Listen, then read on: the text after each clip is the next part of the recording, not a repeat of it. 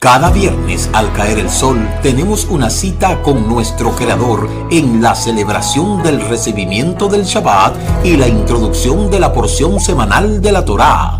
Suscríbase a nuestro canal Raíces Hebreas de la Fe para que reciba nuestras notificaciones de transmisiones a las 8 de la noche, hora del Atlántico.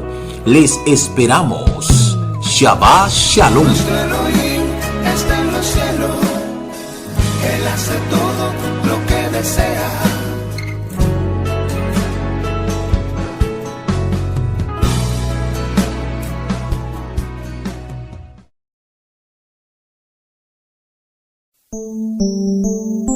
Shabbat Shalom, Shabbat Shalom.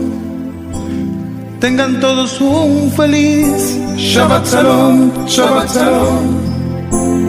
Regocíjate en Adonai. Shabbat Shalom, Shabbat Shalom. Sean todos bienvenidos al inicio de la celebración del Shabbat y al comentario del estudio semanal de la Torá. El reposo lleno de paz que proveyó Adonai para su pueblo Israel.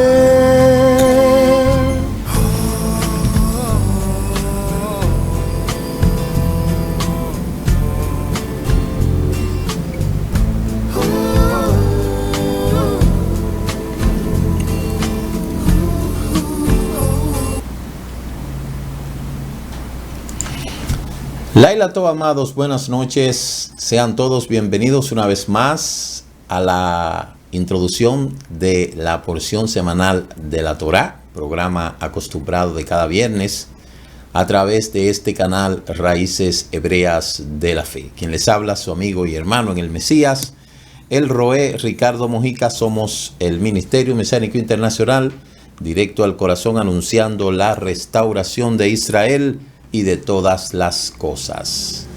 Declara la Escritura en el libro de Bereshit capítulo 2: fueron acabados los cielos y la tierra, y en el séptimo día descansó el Eterno. Por eso los hijos de Israel guardarán el Shabbat, cumpliendo con él de generación en generación, siendo este un pacto perpetuo, una señal entre el pueblo de Israel y yo, porque en 6 días Elohim creó los cielos y la tierra, y en el séptimo día descansó. Con esa porción nosotros le damos la bienvenida a todos ustedes que, como cada Shabbat, nos acompañan para así concluir con lo que es el estudio de la Aliyá que iniciamos el domingo de la Parashá. Luego seguimos los comentarios de la Aliyá y la lectura hasta hoy viernes, que le damos la bienvenida al Shabbat, y concluimos mañana con lo que es esta porción semanal. En esta semana, Hayei Sara, la vida de Sara. Que el Eterno le bendiga y le guarde a todos. Recuerde compartir este programa y visite nuestra web www.ministeriodirectoalcorazon.com. Suscríbase a este canal si no lo ha hecho. Como ya estamos acostumbrados, vamos a continuar con lo que es la bienvenida de el Shabbat, como siempre lo hacemos cada semana. Así es que en este momento tenemos el Kidú de Shabbat, la porción de la Torá, la síntesis del Maftir, la porción de los profetas, que es la Haftará, y la porción del Brit Hadashah, también la perla de la Parashá. De inmediato, iniciemos en este momento con la Berajá, Baruch Atah Adonai Eloheinu Melech Haolam, Shegei Anu, Beki Manu, Begi Manu, Laman Haset. Bendito eres tú, Elohim, nuestro Rey del universo, que nos diste vida y nos sostuviste y nos permitiste llegar hasta este momento. Amén, amén. Declara la Escritura: los hijos de Israel guardarán el Shabbat por todas sus generaciones como pacto perpetuo. Una señal entre yo y los hijos de Israel para siempre, porque en 6 días Yuhei Bajei hizo el cielo y la tierra, pero en el 7º día descansó, cesó de trabajar, dice Shemot 31:16. Amén, amén. Pues vamos a bendecir el Shabbat pese a todas las cosas. Yo quiero que ustedes sepan, pese a todas las cosas que está pasando Israel, debemos de hacer el Lejai. No deje de hacer el Lejai. Sé que es duro todo lo que estamos mirando en este tiempo, pero tenemos que bendecir al Eterno y tenemos que celebrar el Shabbat. Baruch atah Adonai Eloheinu melech haolam vore pri agefem. Bendito eres tú, Eterno, Rey del universo, Creador del fruto de la vid. Padre eterno, que esta vid, el cual representa tu shalom, sea sobre todo tus hijos, Israel, por todo tu pueblo, en todas partes del mundo, declaramos Lejai por la vida. Baruch atah Adonai Eloheinu melech haolam, amok silechem minja aretz. Bendito eres tú, Eterno, Elohim, nuestro Rey del universo, que sacas el sustento de la tierra.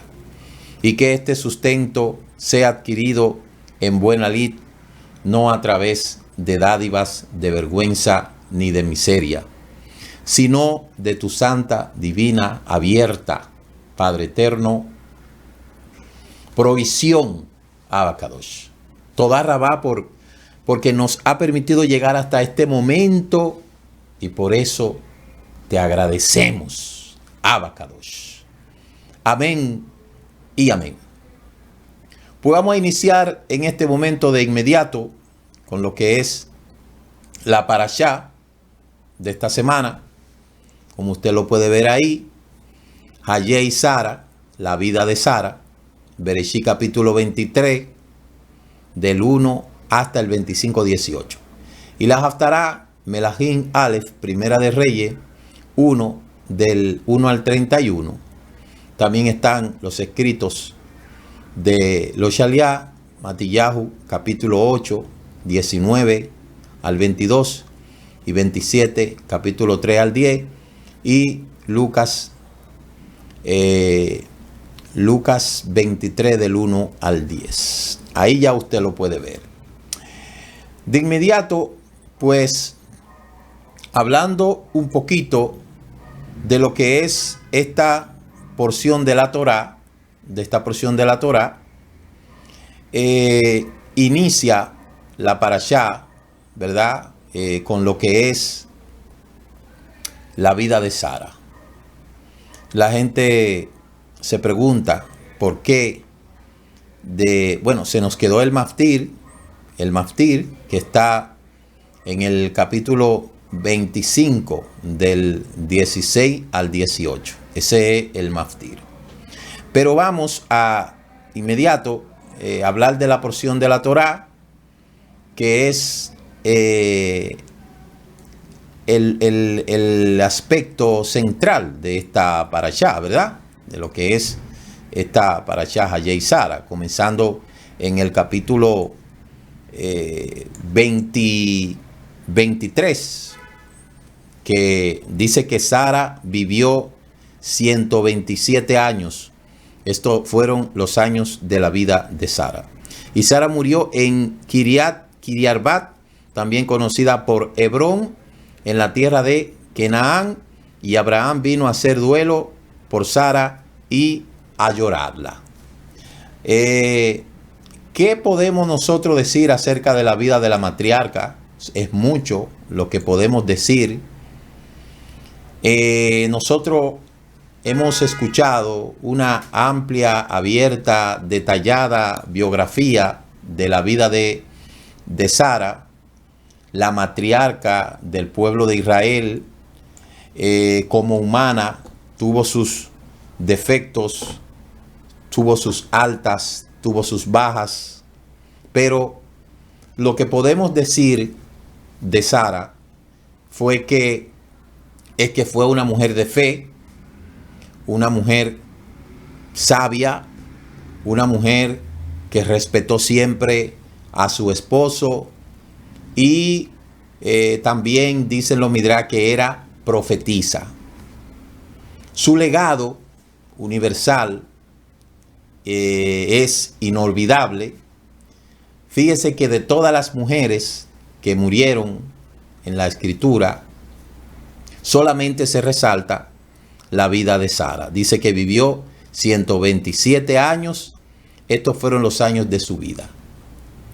Tuvo un único hijo, que fue el hijo de la promesa, Yisá.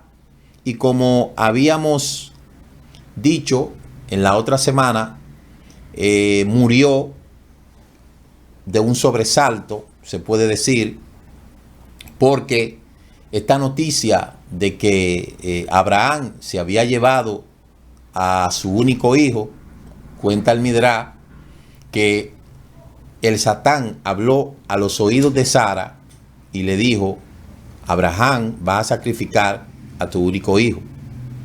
Y esto resultó ser un impacto para ella, y dice los Midrash que prácticamente ella fue muy sobresaltada por ese evento y murió.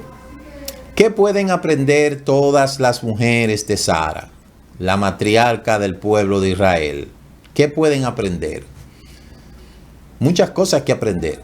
No quiero detenerme mucho ahí porque mañana la Isha va a estar dando una amplia biografía y podemos ver aquí en este capítulo que Abraham, después que regresa con esa alegría de que el Eterno le había permitido conservar a su hijo, entonces se encuentra con la noticia de que Sara, su amada esposa, había muerto.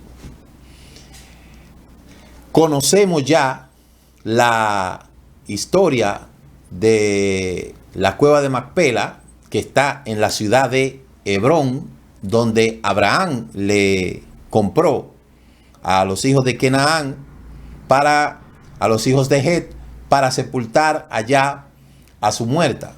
De aquí vemos y hemos aprendido claramente la importancia de honrar a los muertos. En parashá anteriores yo le he hablado acerca de lo que es el Beit Almin. El Beit Almin se traduce como el lugar de descanso. En este caso, Abraham compró una cueva, se lo compró a los hijos de Efrón, los hijos de He en Efrón, muy subvaluado en comparación a cómo estaba la propiedad en ese tiempo, pero a Abraham no le importó gastar el dinero que haya que gastar para sepultar a su amada esposa y honrarlo. Siempre yo tengo una frase que dice que el ser humano tiene que entender que a los vivos se cuida y a los muertos se honra. La sepultura, el sepultar a los difuntos, eso tiene que ver, eso está muy ligado a lo que es la cultura. Dependiendo el origen cultural en donde se desarrolla el individuo, cada persona tiene una forma de sepultar a sus difuntos. Hay algunos que lo creman, en el caso de los asiáticos, los creman, los hindúes lo creman, los chinos, los japoneses, los hindúes. Básicamente, solamente en el Medio Oriente es donde a los muertos no se creman, sino que se sepultan. Se sepultan porque se cree que, como la Escritura dice, del polvo eres y al polvo volverá, no está permitido cremar a los difuntos, sino que el protocolo fúnebre es muy propio de la cultura oriental. En este caso vemos con el ejemplo de Abraham, que gastó una fortuna, se puede decir, para sepultar a su amada esposa. Como esto nos enseña a nosotros cada cosa, de ahí podemos nosotros seguir resaltando el hecho de que en nuestros lugares donde nosotros nos hemos criado, en la cultura que nos hemos criado, fíjese cómo se tratan a los difuntos. Mire, la gente gasta un dineral en comprar un ataúd, pero que ese dineral que gasta en comprar ese ataúd y hacerle todos los oficios religiosos en la funeraria y todo eso, luego para sepultarlo en lo que se le dice aquí el camposanto, que ni tan santo es, y luego ponerle la escritura o las letras que en paz descanse. Tampoco se descansa en paz aquí, porque la cultura en la cual nosotros hemos vivido es que el día que la persona se muere, como quiera hay que sepultarlo. Y por eso usted ve cómo usted va al campo que no es santo, donde los difuntos no descansan en paz, y a los 5 años sacan ese difunto de ahí o esa difunta en unos huesitos, lo meten en una fundita, y eso es lo que se merece la gente. O sea, porque no hay una cultura. La gente cree, todavía en la cultura de nosotros, la gente cree que ir al lugar de descanso, al Beit Almir, y comprar un terreno y hacer una bóveda de varios niveles, eso es llamar a los muertos. Todavía esa creencia está en la mente de mucha gente. Por eso la gente se preocupa por todo, se preocupa por el día del nacimiento, cuando el niño va a nacer, cuando se va a casar, cuando se desarrolla, pero nadie se prepara para morir. Y la cultura en la cual nosotros nos hemos criado dice, no, el día que yo me muera, pues como quiera van a tener que enterrarme. Pero la escritura nos dice a nosotros que nosotros tenemos que tratar a los difuntos mejor que a los vivos. ¿Por qué? Porque esa es la última morada desde donde esa persona se va a levantar. ¿Y qué le parece si todo el mundo anhela una resurrección y que entonces cuando van allí al lugar, al campo que no es santo, al campo que no es santo, usted encuentra bóvedas abiertas? Mire, yo no sé en otro país, pero yo creo que este es el único país donde la gente gasta 150,000 pesos en un ataúd para entonces entrarle a martillazo allí, porque se lo van a robar. Que se han dado casos de que se han robado los ataúdes. Entonces, las personas que están estudiando, que ya han entendido y que ya han comprendido estas cosas, entienden que si nosotros estamos anhelando una resurrección, entonces el día que nos toque partir de este mundo, porque un día tenemos que partir de este mundo, en ese lugar de descanso que en hebreo se llama Beit Almid, allí pueda tener un lugar y que de ese lugar no sea removido, porque eso está prohibido por la Torá.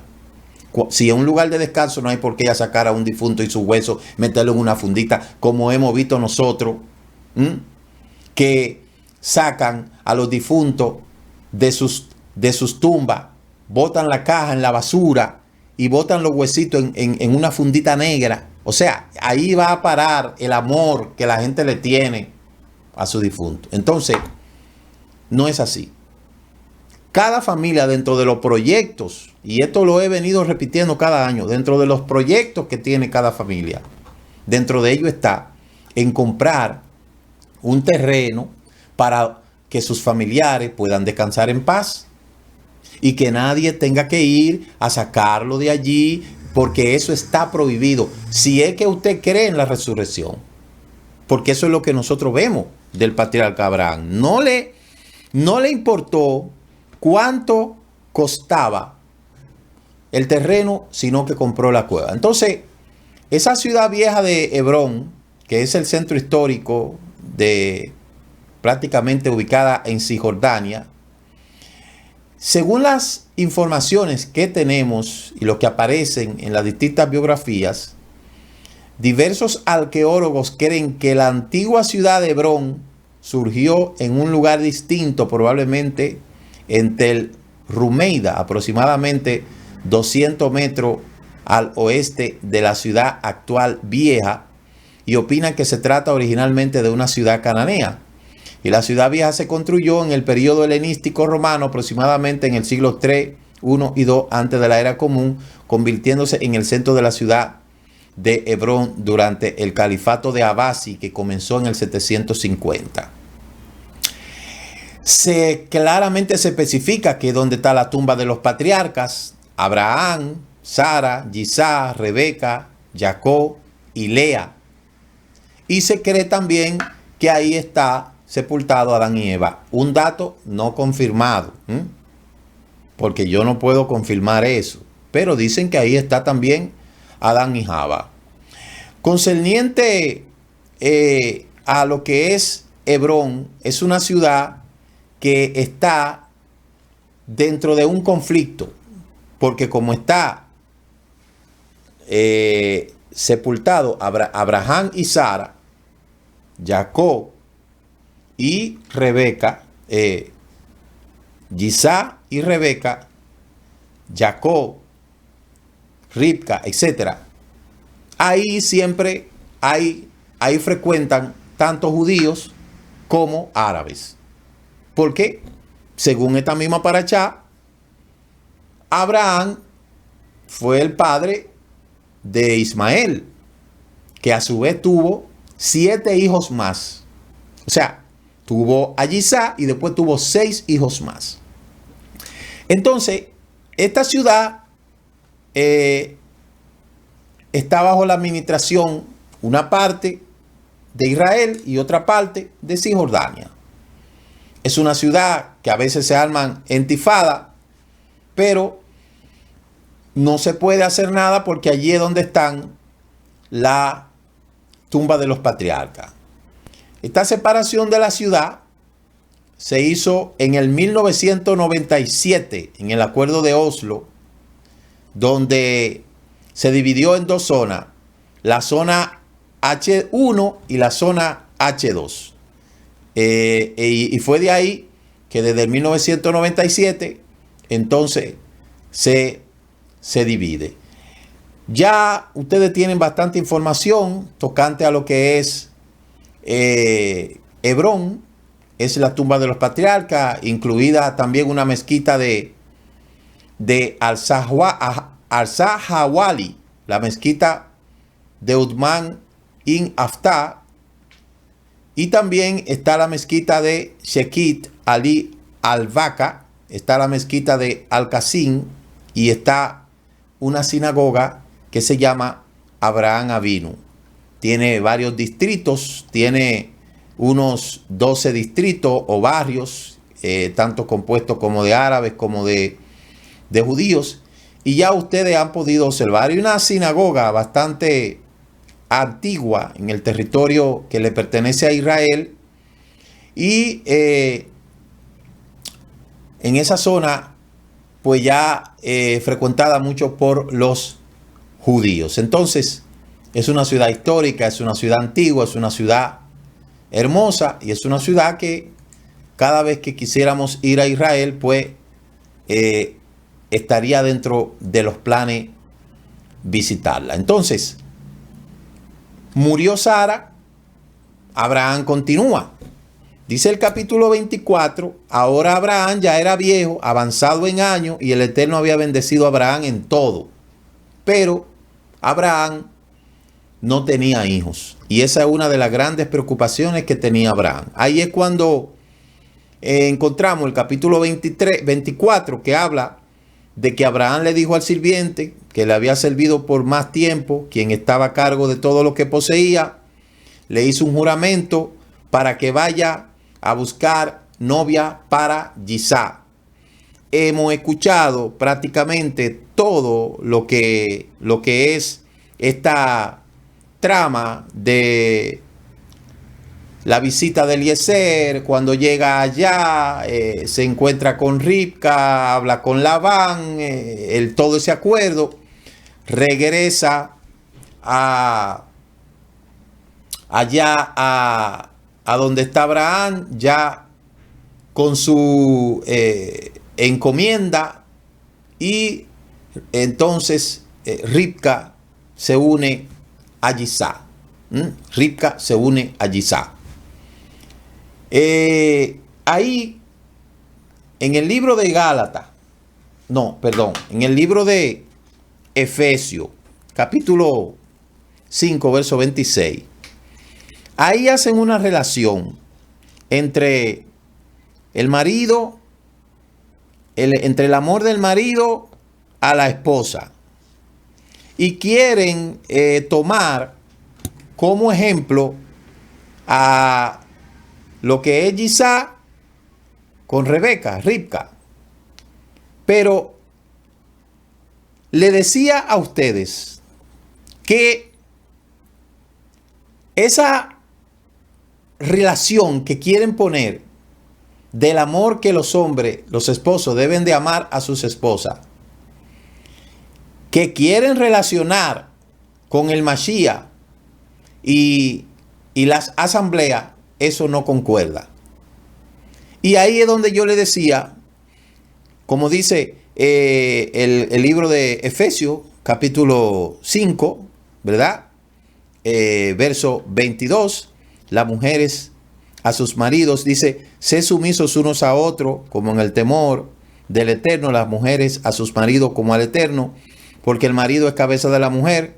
Y ahí es donde dice la teología cristiana, y Cristo es cabeza de la iglesia, el salvador del cuerpo. Eso es falso. Eso es falso. Si lo miramos en una versión restaurada, como lo vamos a ver ahora, si buscáramos una versión restaurada de ese mismo libro, lo leyéramos, y esto de verdad que hay que corregirlo. ¿Por qué? Porque el Mashiach no tiene novia. En hebreo se dice Galuyá, dice el verso 22,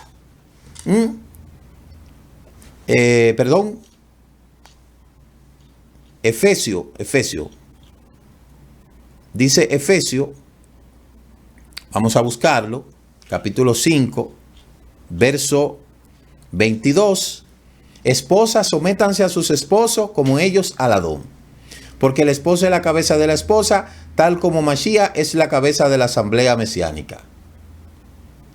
Fíjese que, y él mismo es el que mantiene el cuerpo seguro. Así como la asamblea mesiánica se somete al Mashiach, así las esposas deben de someterse a los esposos. Aquí la versión está restaurada, pero la Valera dice, así como Cristo ama a la iglesia. Óigame, la gente tiene que decodificarse de la cabeza ese concepto. La gente tiene que decodificarse eso. La gente tiene que entender que el Mashiach vino a unir al hombre con el Eterno. Que el propio Brit Hadashah dice que Él es el mediador del pacto renovado. Entonces, si Él es el mediador, Él no es, como dice, el esposo de las asambleas. Señores, eso es falso. Pero en la versión restaurada dice que es cabeza. Dice, en cuanto a los esposos, amen a sus esposas tal como el Mashiach amó a la asamblea mesiánica. Óigame, el Mashiach, porque esto es una restauración de así como Cristo amó a la iglesia. Entonces, tienen que sacarse eso de la cabeza. El Mashiach amó a toda la humanidad. ¿Por qué? Porque dice Yohanan 3:16, porque de tal manera amó Elohim al mundo que envió a su único hijo para que todo aquel que en él cree no se pierda, mas tenga vida eterna. Entonces, el Mashiach no ama a un grupito. El Mashiach vino a morir por todo el mundo. Él es el mediador entre Elohim, Él es el Cohen Agadol. Por lo cual hay que desarticularse de la cabeza todas estas cosas. Y miren lo que dice. Dice, en cuanto a los esposos, amen a sus esposas, tal como el Mashiach amó a la asamblea mesiánica, en verdad se entregó a sí mismo por ella. El Mashiach no se entregó por la asamblea mesiánica. El Mashiach se entregó por todo el mundo, como Corbán Tamid, en primer lugar por Israel. Eso hay que desarticularlo. Para apartarla para Yahweh, purificándola por medio de la inmersión en agua en la mikveh, por así decirlo. Eso también es falso. Porque la mikveh es la purificación para la entrada a la conversión, y eso pertenece al pueblo de Israel como costumbre, como hacían los Coanín, como le fue entregada a los Coanín, a fin de presentar la asamblea mesiánica a él mismo como esposa. Oiga eso, a él mismo como esposa, sin mancha, sin arruga y cualquiera de estas cosas. Eso está mal, porque el Mashiach no es novio, el Mashiach tampoco tiene esposa. El Mashiach es el mediador, el Mashiach es el Cohen Agadol, el Mashiach es el que va a oficializar la ceremonia entre Yuhei Bajei y su pueblo. El Mashiach no es lo que dice aquí. Por lo tanto, aún en estas versiones restauradas tienen que corregir esa mala interpretación. No basta. Yo me he fijado que no basta con restaurar los nombres Kadosh. No, hay que restaurar todas esas cosas que están mal. Porque mire la contradicción. Dice, para apartarla para Yahweh, purificándola por medio de la inmersión en el agua en la mikveh, por así decirlo. Pero dice aquí, a fin de presentar a la asamblea mesiánica a él mismo como esposa. Entonces mire qué contradicción hay aquí. El 25 dice, en cuanto a los esposos, amen a sus esposas tal como el Mashiach amó la asamblea mesiánica. En verdad se entregó a sí mismo por ella. Para apartarla para Yahweh, entonces, ¿para quién la apartó? Para Yahweh, purificándola por medio de la inmersión, la mikveh.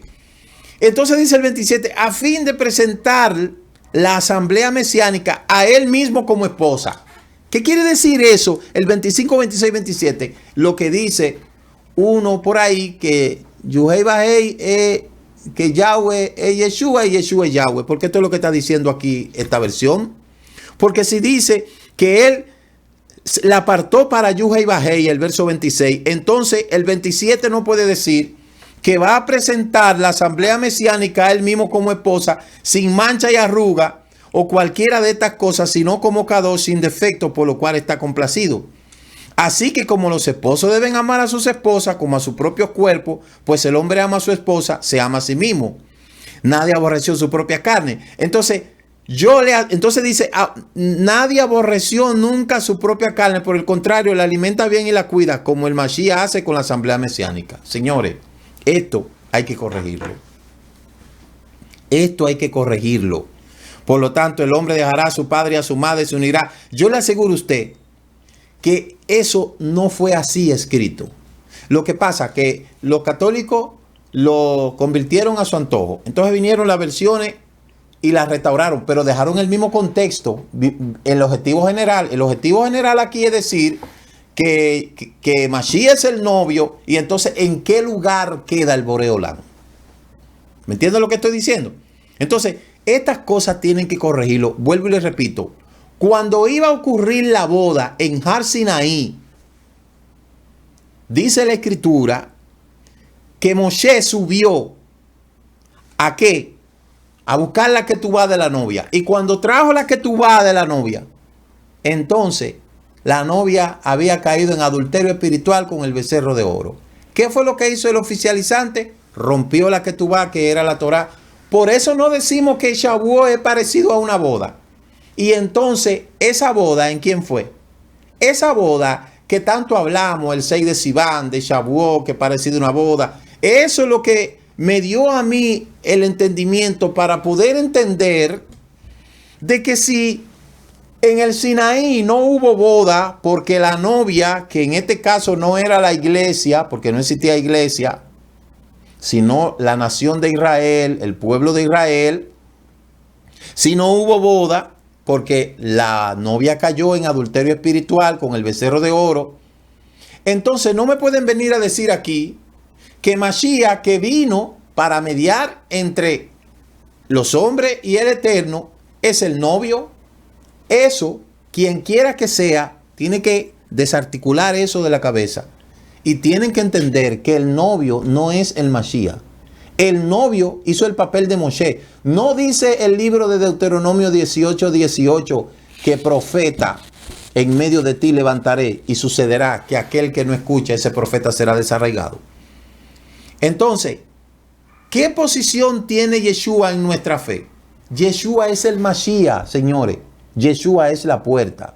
Yeshua es el camino al Padre. Yeshua es quien nos conecta con el Padre a través de su mensaje.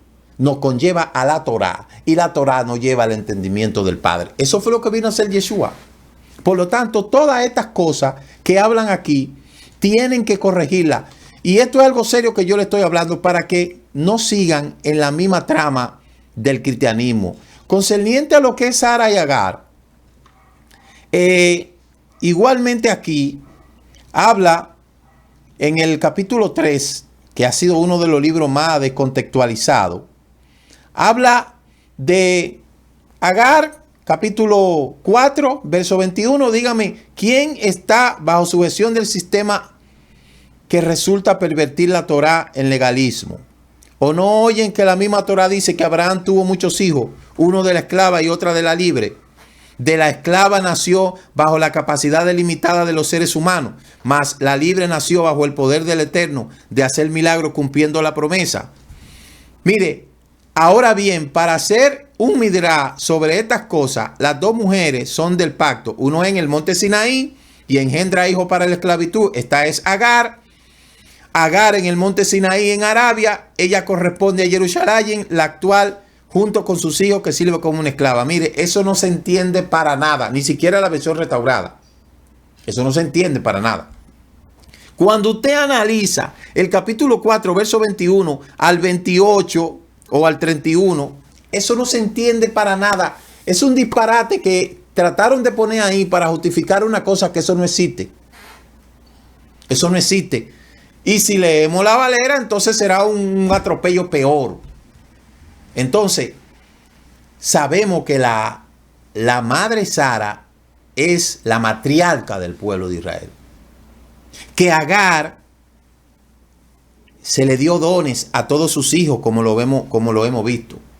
De modo que todas estas cosas hay que corregir. Hay que hacer la corrección.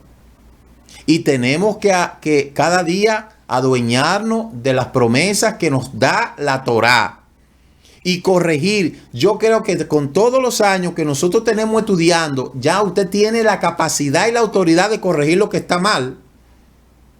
Nosotros duramos estudiando muchísimos años el Nuevo Testamento y lo conocemos de cabo a rabo.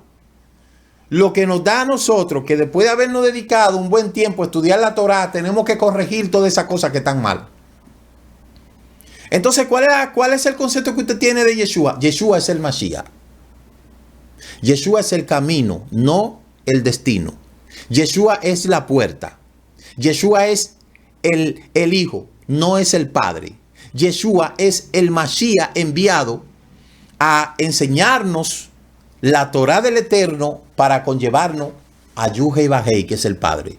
Es el representante del Eterno en la tierra. Y cuando el Mashiach venga y gobierne las naciones, Mashiach gobernará las naciones, pero Elohim seguirá gobernando el mundo. Que quede claro eso. El espíritu del Mesías, del Mashiach, de lo que tanto habla, que hay una persona que se enfoca mucho en el espíritu del Mashiach, el espíritu del Mashiach es reconocerlo a él como Mashiach, que ese fue el trabajo de Shaul ben Gamaliel, ir por toda el Asia, de donde estaban esparcidas todas las tribus que estaban en toda la ribera del mar Mediterráneo y un poquito más de Europa y otras tierras, como dice la Escritura en el libro de Deuteronomio capítulo 30, refiriéndose a otras tierras, a otros continentes, continente americano, continente australiano, continente asiático. Entonces, esa alegoría que se utiliza es para poder entender que el propósito, el objetivo principal, oiga bien, el objetivo principal de Shaul era visitar todas las comunidades judías. Segundo, convencerlos de que Yeshua era el Mashiach y en él se cumplieron todos los requisitos de lo que es el Mashiach. Ese era el trabajo, el objetivo general de Rav Shaul era ese. Y el número 3, darle paso a aquellos que estaban lejos de Israel a que se acerquen. Ese fue el trabajo de Rav Shaul.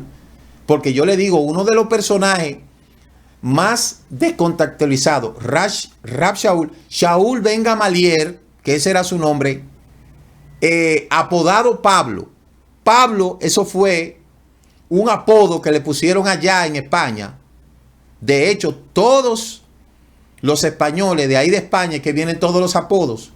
Entonces, Shaul ben Gamaliel, apodado Pablo, el objetivo número 1 era visitar, después de haber tenido ese convencimiento con Mashiach y después de haber entendido el llamado, él entendió que debía de visitar todas las comunidades judías para hablarle según el Taná, según la Torá, sobre lo que era el trabajo que Yeshua vino a hacer aquí a la tierra para acercar tanto a los judíos como a aquellos que estaban distanciados de la promesa del Eterno, como dice el mismo libro de Efesios capítulo 5. Entonces, no se puede venir a traer algo de allá, de Ribca y de Gisá, para acomodarlo aquí en Gala, desde que con Sara y con Agal, porque eso no concuerda.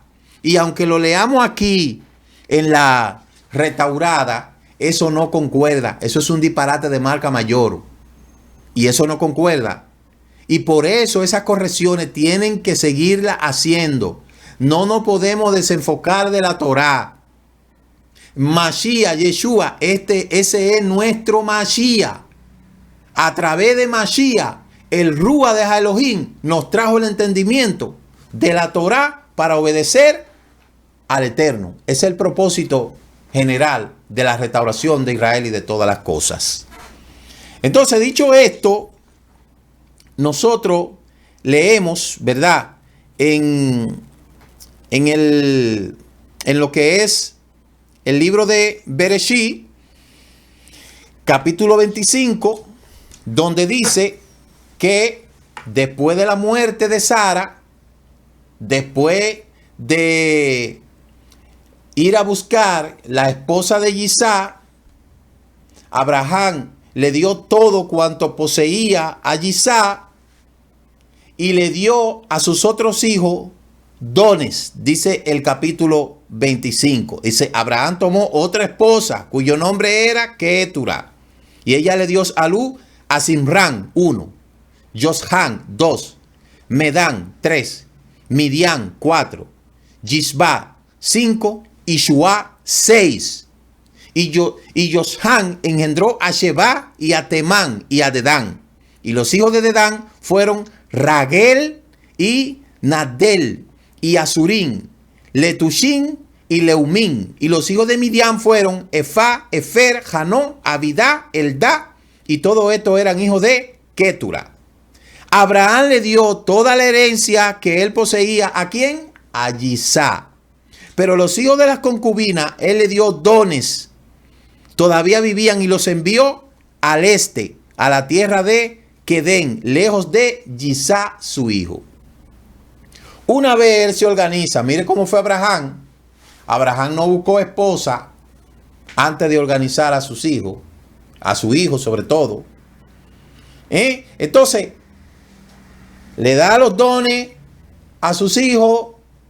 Primero le busca a la esposa, sepulta a su esposa. Le busca a la esposa a su hijo. Le da la promesa a su hijo. Se busca otra esposa y tiene 6 hijos más. Y a esos hijos le da dones y lo manda lejos. Y esos hijos a su vez tienen otros hijos. Dicen los Midrash, mañana vamos a estar escuchando eso, que esos hijos de Abraham con Ketura, que se dice que es la misma Agar, esos hijos se casaron con egipcias. El mismo Ismael se casó con egipcia, porque por eso es que yo le decía, me parece que antes de ayer, que todos los del Medio Oriente están emparentados. Todas esas naciones que rodean a Israel están emparentados. En el 2005, Israel salió de la península del Sinaí. ¿Y quién administraba eso? Eso lo administraba Egipto, junto con lo que se conoció la Liga Árabe. 22 naciones son actualmente que están compuestas de lo que son la Liga Árabe. Y se lo vamos a buscar para que usted vea que toda esa gente están emparentada, porque un error que Abraham cometió, que no debió de cometer, fue que se casó de nuevo. La Liga Árabe, usted busca cuáles son la Liga Árabe y cuáles naciones la componen, y usted se va a dar cuenta que esas naciones son todos emparentados. Son todos emparentados. Mire, ahí usted puede ver a Egipto, Irán, Jordania, Líbano, Arabia Saudita, Siria, Yemen del Norte, Libia, Sudán, Marruecos, Túnez, Kuwait, Argelia, Emiratos Árabes Unidos, Bahrein, Qatar, Omán, Mauritania, Somalia, lo que se conoce como Palestina, que es la parte de Gaza, Djibouti y Comora. Esos son los miembros de la Liga Árabe. ¿Cuántos son? 22. Si usted busca el mapa de los miembros de la Liga Árabe, están rodeando a Israel. Entonces, si usted, ¿cuáles las especificaciones que tienen esa liga? Agencia Árabe Especializada, Comité Técnico, Consejo de Liga Árabe, integrado por los Estados miembros, cada uno tiene un voto y decisiones, Consejo Económico Social Árabe, Secretaría General nombrado por el Consejo, Unión y Asociaciones Árabes. Todas esas naciones están unidas por un solo vínculo. ¿Quiénes? Esos son los 7 hijos que tuvo Abraham fuera de Isaac. La demografía: 22 estados con una abrumadora mayoría de la población de la liga identificada como árabe, que tiene una base etnorracial, alrededor de 359 millones de personas que viven en los estados árabes, una población que crece más rápido que la mayoría de las demás en el mundo. Estados miembros poblados es Egipto, con una población de alrededor de 100 millones, y la menos poblada es Comora, más de 0,6 millones de habitantes. Si usted busca a África, todo lo que es África del Norte y parte del Asia pertenecen a esa Liga Árabe. Y en el medio está, yo quisiera que usted vea ese mapa, en el medio está Israel, Giza. Entonces, la gente no entiende que uno de los grandes propósitos de esta guerra no es quitarle la tierra a Israel, es quitar a Israel de la tierra. Oiga bien, repito, el objetivo de todos esos grupos terroristas no es quitarle la tierra a Israel, es quitar a Israel de la tierra. Pero no de esa tierra, no, del mundo entero. Y eso es una cosa absurda. ¿Por qué? Porque hay celo, porque hay envidia, porque hay todavía resentimiento. Y esto se pone todavía más sabroso, porque cuando entramos en la paracha que viene, número 6, vamos a ver cómo Giza, cómo Esaú, queriendo matar a su hermano, no lo pudo matar. Y entonces le dice a su nieto Amalek: lo que yo no terminé, termínalo tú.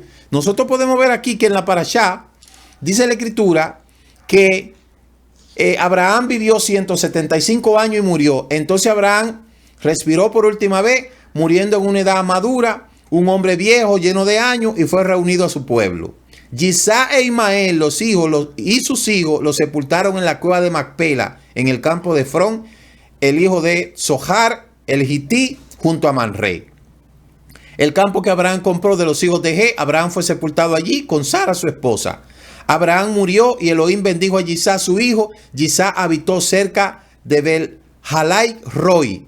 Y ahí entonces comienza la genealogía de Ismael, hijo de Abraham, quien Agar, la Misrayimi, había dado a luz a Abraham. Estos son los nombres de los hijos de Ismael, nombrados por el orden de su nacimiento. Ismael, Nebayot, seguido por Kedar, Abdel, Misham, Mishma, Dubá, Matzah, Hadad, Teinat, Yetur, Nasfit, Kedma. Estos son los hijos de Ismael y estos son los nombres conforme a sus asentamientos y los campos. 12 jefes de tribus. Busque quiénes fueron esos 12 reyes que se levantaron de los lomos.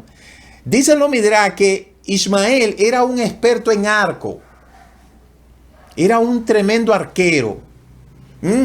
Yo no sé si usted ha escuchado o ha leído algo del Imperio Otomano. Cuál era la dureza del Imperio Otomano y la crudeza. Entonces, repito, el trabajo de los enemigos de Israel no es quitarle la tierra a Israel, es quitar a Israel de la tierra.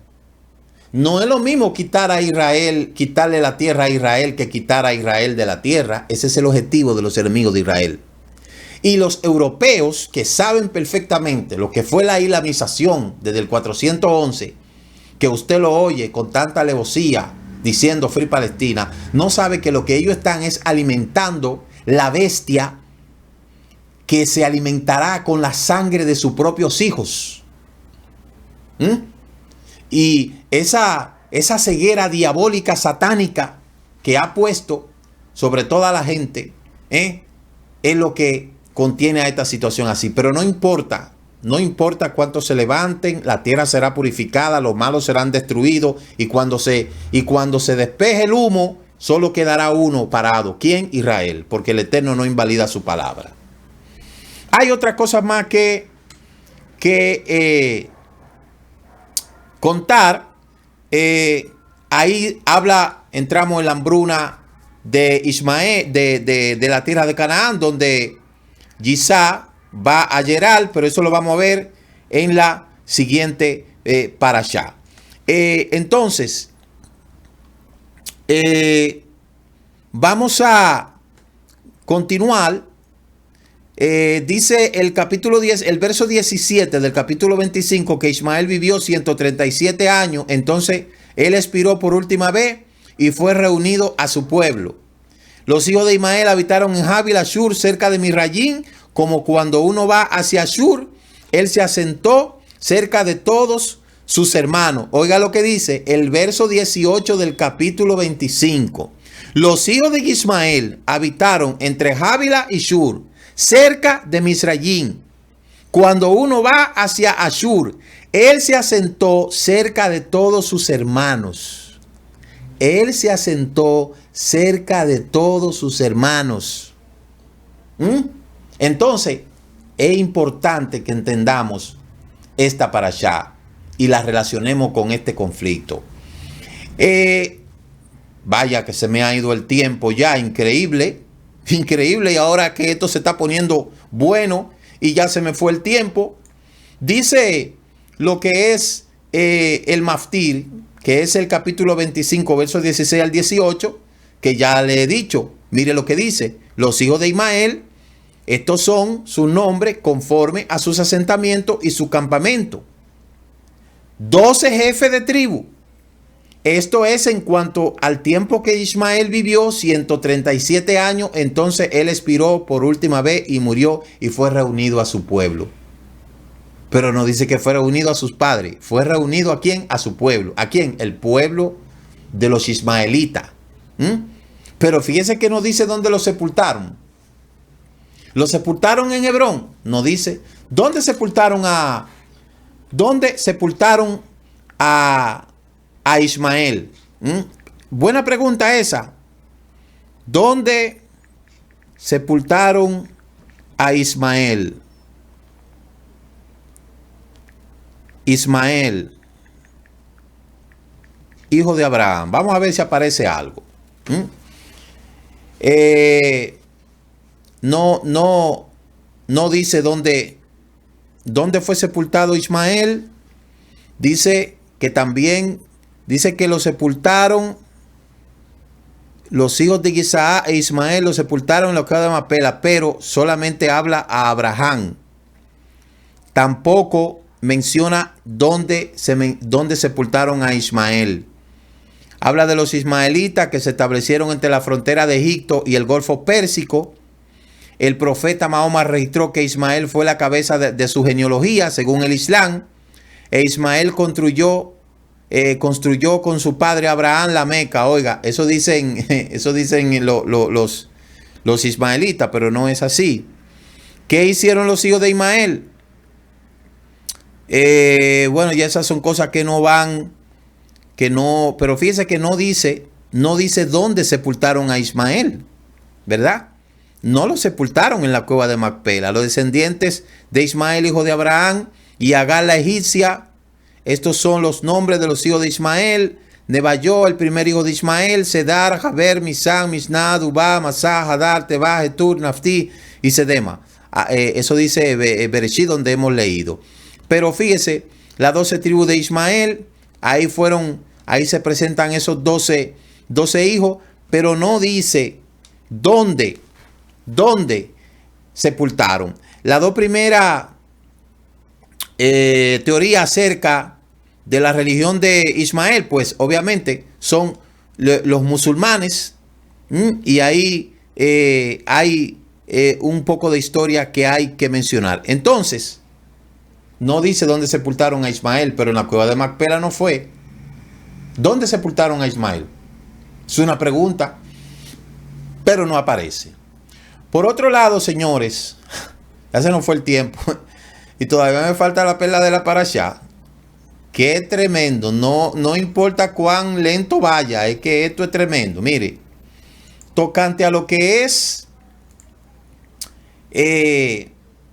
la Haftará, habla de un camino recto hacia la luz. Ahí se está refiriendo la palabra en Melahim Aleph del 1, Reyes capítulo, Primera de Reyes capítulo 1, del 1 al 31. No voy a argumentar de eso porque mañana la Isha va a hablar de eso. Respecto a lo que es la perla de la parashá, dice que Abraham era anciano, entrando en días, y el Eterno había bendecido a Abraham en todo. Enseñan los sabios que en todo lugar donde la Torá utiliza la letra Ba y para unir la frase, significa que Elohim y su corte celestial dictaron el veredicto. Y de acuerdo con esto podemos entender que cuando el versículo dice y el Eterno había bendecido a Abraham en todo, nos está enseñando en la corte celestial que se unió a Elohim para bendecir junto a Abraham. Aparentemente también el atributo de justicia y la clipá, la impureza, se unieron en la corte celestial en la bendición que recibió Abraham, ya que el versículo dice que Elohim bendijo a Abraham en todo. Y la palabra que utiliza la Torá para decir en todo es Bat Kol, que tiene la misma letra que la palabra Kelet, que es el aspecto bajo en el cual representa la clipá, es decir, la impureza. Y entonces, ¿cómo puede ser posible que la clipá haya estado de acuerdo en bendecir a Abraham? En una opinión, la clipá entendió que sin santidad ella misma no puede existir, porque toda existencia de la clipá o de la impureza depende de su apego a la santidad, que es donde toma su fuerza. Si Abraham Avino no hubiera traído al mundo un hijo que siguieran su camino y propagaran la Torá del Eterno en el mundo, entonces la impureza no habría tenido a dónde adherirse para seguir existiendo. Y por eso es que se unió a Elohim en su corte celestial para bendecir a Abraham Avinu. Nosotros lamentablemente no tenemos más tiempo para poder seguir hablando de estas cosas, pero hemos hablado algo interesante de la cualidad de Eliezer y la obediencia que tuvo hacia su amo en este rescate de ir a buscar la novia para el hijo de su amo, la buena cualidad de las personas con los animales que tenía Ribcá, ¿verdad? Fíjese cómo ella dio de beber a los camellos y también le dio a beber al siervo Eliezer. El amor que tenía Rivka hacia lo que son los animales. Eliezer se toma como un fiel mensajero de Abraham. Por eso dijo: bendito el eterno Elohim de mi amo Abraham, quien no ha retenido su bondad y su verdad de mi amo. En Eliezer nosotros podemos ver la fidelidad, la sinceridad, la lealtad de una persona. Y él hizo tal cual su amo le había mandado. Por eso Eliezer fue bendecido. También nos dice esta perla que hay que aprender más de las palabras de los siervos de los patriarcas que de la Torá de sus hijos. Porque los hijos muchas veces quieren distorsionar las cosas de su padre. Mire, bienaventurado el hijo que entiende las palabras de su padre al momento de quererlo conducir por la Torá. También la razón por la cual Rivka fue llamada Alma, porque aquí que Rivka se parecía demasiado a Sara, y por eso se dice que vino a ser como la madre, una madre para Isaac. Y si usted puede ver algo interesante entre Abraham y Jacob, ¿verdad? En el caso de Isaac solo tuvo una esposa y tuvo 2 hijos, más nada. De modo que Isaac es el ejemplo de una persona ejemplar, una persona que tomó sus altas, tomó sus bajas, como lo vamos a ver en la paracha que viene. Pero qué importante y cuán importante es seguir las enseñanzas de su padre. Qué importante esto. Isaac es un claro representante de su padre Abraham, pero fíjese que no cometió los mismos errores. Cometió el error de ir a Egipto como hizo el papá, pero no cometió el error de buscar varias mujeres como hizo su papá. Entonces, es interesante que nosotros podamos aprender de esto. La razón por la cual Labán estuvo de acuerdo en dejar a ir a Rivka. Labán era un hombre avaricioso, por eso cuando vamos a ver en la paracha que viene que Jacob llega allá a buscar esposa, entonces sucede que vino con la mano vacía y ahí es donde se arma el engaño. En la paracha Toldó, Labán da a conocer su verdadera identidad. De modo que esta paracha es interesantísima. Esta paracha uno no se cansa de estudiarla. Yo me pasé toda la semana estudiando. Por eso al llegar a esta ocasión tengo tantas cosas que decir que no tengo tiempo para ponerla a expresar. Porque necesitaríamos 2 horas para poder hablar de estas cosas. Pero el tiempo es corto y no tenemos que ir. Pero esto continúa mañana. Así es que el Eterno le bendiga, que el Eterno le guarde. Nos veremos mañana a las 10 de la mañana en nuestro servicio de Shabbat virtual. A las 10, transmitido por el Facebook y por YouTube desde nuestra comunidad. Le quiero informar a todos los que forman parte del chat de bendición matutina y del chat de delegados que usted puede accesar a los servicios de Zoom. Ese servicio no es exclusivo para los delegados, no, eso es para todo aquel que está en los chats, en nuestro chat de delegados y en nuestro chat de bendición matutina. Usted puede accesar y participar con nosotros ahí, porque eso está así configurado para todos ustedes. ¿Saben? Así es que shalom, amados hermanos, Laila To. Nos veremos mañana. Shalom, shalom. Shabbat shalom, Shabbat shalom. Tengan todos un feliz. Muchas gracias por habernos acompañado en este inicio de la celebración del Shabbat y el comentario del estudio semanal de la Torá. Les esperamos mañana a las 10 a.m. en el servicio virtual de las naciones. Recuerde suscribirse a este canal Raíces Hebreas de la Fe y comparta con otros esta bendición. Shabbat Shalom. Dicen nuestros sabios, es más lo que ha hecho el Shabbat por Israel que lo que Israel ha hecho por el Shabbat. El Shabbat nos ha preservado como pueblo. Es un día que dedicamos Predicamos a Adonai y aprendemos de su Torah.